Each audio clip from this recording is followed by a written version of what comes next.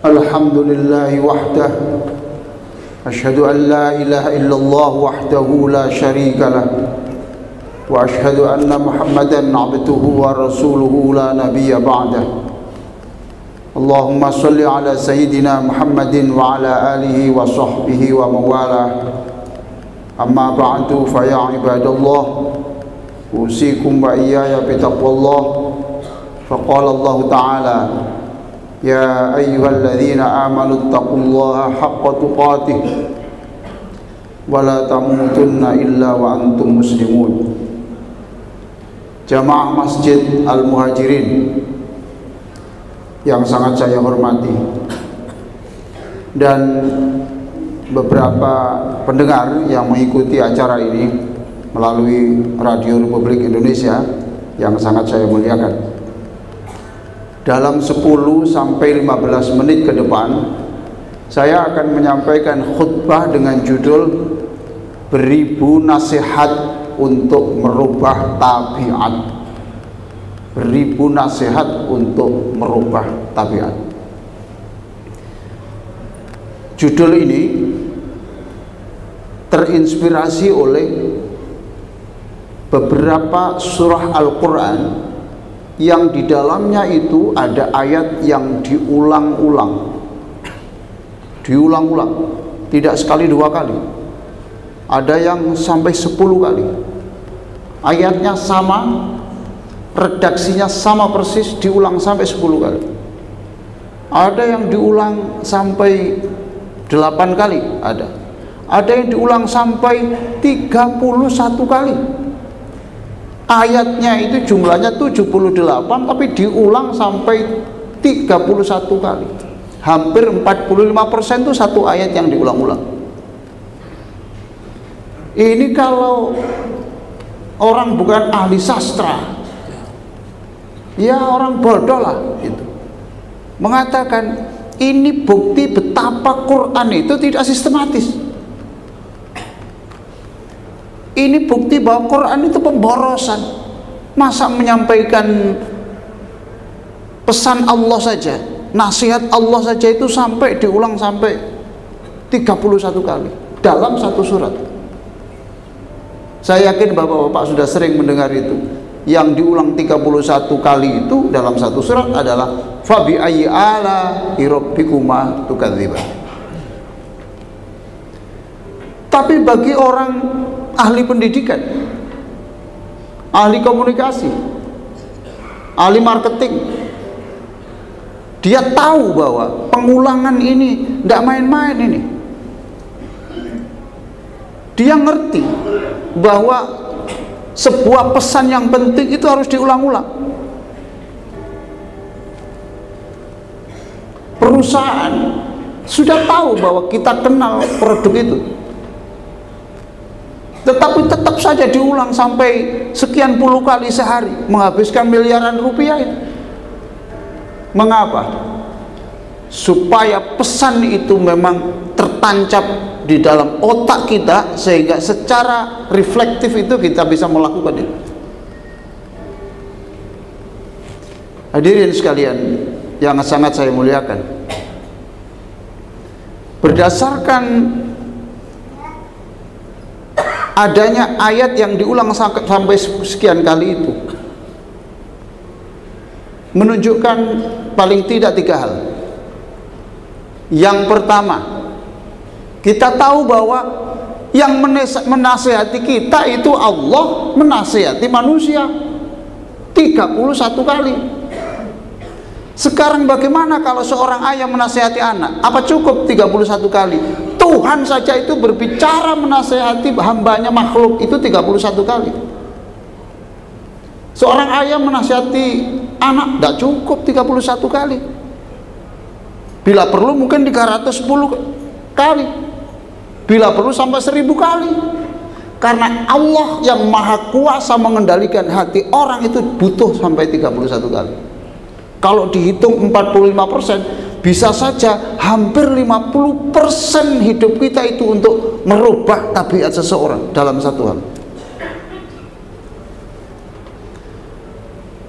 Bapak-bapak dan saudara-saudara sekalian, jangankan merubah orang lain. Merubah diri sendiri saja tidak bisa kok. Sudah diberitahu jangan mengonsumsi ini, jangan ini tidak baik untuk kesehatan. Dia sudah tahu, tapi terus saja jalan sampai berlangsung 50 tahun. Menasihati diri sendiri itu tidak bisa, apalagi menasihati orang. Oleh karena itu, Bapak dan saudara-saudara sekalian, kalau istri kita menasihati kita tentang satu hal, diulang-ulang, Bapak tidak boleh mengatakan ini istri cerewet. Enggak, dia tahu ini. Sebab menasihati suaminya tidak bisa dengan sekali. Tapi kalau suami bodoh, dianggapnya istri ini cerewet. Oh bukan cerewet. Dia itu meniru Allah menasihati kita. Yang kedua, jadi sekali lagi, menasihati orang itu tidak cukup hanya sekali, Pak. Pak Wali Kota itu masang pamflet pengumuman, itu sudah tahu sejak dulu, tapi diingatkan terus karena Wali Kota tahu bahwa Quran itu caranya begini. Yang kedua, sama dengan perintah Allah begini, yang sabar, merubah tabiat orang itu yang sabar. Kita tidak bisa bim salah bim merubah mental orang itu tidak bisa. Mereka ini manusia, bukan batu. Kalau menatap batu gampang, manusia ini. Hadirin sekalian, coba kita perhatikan beberapa ayat Quran, termasuk surat As-Sajdah dan surat-surat yang lain itu. Di situ Allah menceritakan, kami menciptakan langit dan bumi selama 6 hari. Coba, Bapak mesti bertanya, katanya Allah kun fayakun, kenapa ini kok sampai 6 hari? Katanya Allah itu kun fayakun jadi, kenapa kok sampai 6 hari? Bukan Allah tidak maha kuasa, mengajarkan kita segala sesuatu itu perlu proses. Kalau ingin sukses perlu proses, ingin hebat perlu proses. Kalau ingin bisa bersinar seperti matahari harus siap terbakar. Hadirin sekalian, jadi kita diajari, jadi filosofi dari pengulangan ini luar biasa. Satu, tadi saya katakan, menasehati orang itu tidak bisa sekali, tidak cukup 100 kali, tidak cukup 1000 kali, bahkan bisa saja 45% hidup kita itu adalah merubah tabiat orang. Ya mungkin nasihat hari ini tidak mempan, bisa saja itu 10 tahun baru mempan. Orang dinasihati sholat, oh sampai 15 tahun tidak sholat. Setelah dioperasi jantung, kemudian dikatakan dokter ini operasinya keberhasilannya paling banter 50%, baru cari sarung yang dulu diberi orang 15 tahun yang lalu. Itu cara Allah. Hadirin sekalian, hanya itu yang bisa saya sampaikan. Mudah-mudahan khutbah ini menambah semangat kita untuk mempelajari Al-Quran. Mudah-mudahan khutbah ini menambah semangat kita untuk merubah tabiat orang, menambah sabar kita untuk menunggu perubahan tabiat orang. Aqulu qouli hadza wa astaghfirullah li wa lakum wastaghfiruhu innahu huwal ghafurur rahim. Alhamdulillahi rabbil alamin wal aqibatu lil muttaqin. Allahumma shalli ala sayyidina Muhammadin wa ala alihi wa sahbihi ajma'in. Amma ba'du, qala Allah ta'ala, ya ayyuhalladzina amanu taqullaha wa kunu ma'as shadiqin. Innallaha wa malaikatahu yusalluna 'alan nabi. Ya ayyuhalladzina amanu sallu 'alaihi wa sallimu taslima. Allahumma shalli 'ala sayyidina Muhammadin wa 'ala alihi wa sahbihi ajma'in.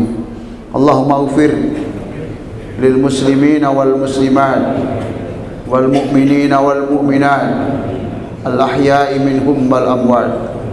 Allahumma aslih lana dinana alladhi huwa ismatu amrina. Ya Allah, tambahkan iman untuk kami, keluarga kami, karena iman itu kekayaan kami yang termahal. Wa aslih lana dunyana allati fiha ma'ashuna. Berikan bimbingan dan kemudahan untuk hidup kami, karena ini masa yang harus kami lalui. Wa aslih lana akhiratana allati fiha ma'aduna. Selamatkan akhirat kami, karena itu masa depan kami yang abadi dan pasti. Waj'alil hayata ziyadatan lana min kulli khair.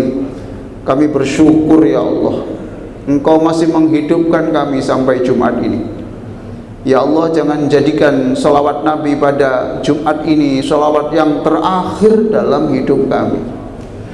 Tetapi jika Engkau menghendaki salawat Jumat ini salawat yang terakhir, kami ikhlas, kami ridho, dan kami mohon diganti tidak dengan salawat tapi dengan perjumpaan kami dengan Rasulullah di surga nanti. Waj'alil mauta rahatan lana min kulli syarr.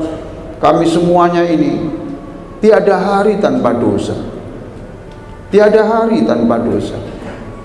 Kami mohon ya Allah, jangan wafatkan kami sebelum dosa-dosa itu sudah Engkau maafkan. Rabbana atina fid dunya hasanah wa fil akhirati hasanah wa qina adzabannar.